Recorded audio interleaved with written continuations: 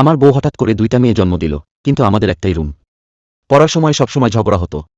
নিচের বিছানাটা একদম বোরিং আর উপরেরটা পাহাড়ে চড়ার মতো বিপজ্জনক। তাই আমার বউ বলল, সব ফেলে দে, নতুন করে শুরু করি। প্রথমে আমরা সিলিংয়ে ডাবল আইলিড লাগালাম যেন এয়ার ডাক্ট লুকিয়ে ফেলা যায়।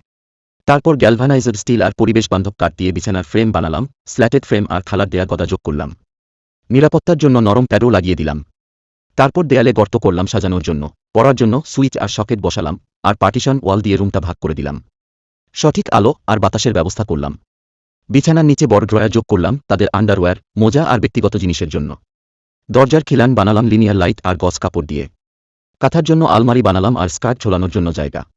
বড় বোনের জন্য জানালার পাশে একটা ডেস্ক বানালাম, বই রাখার জন্য স্টোরেজ ক্যাবিনেটও যোগ করলাম।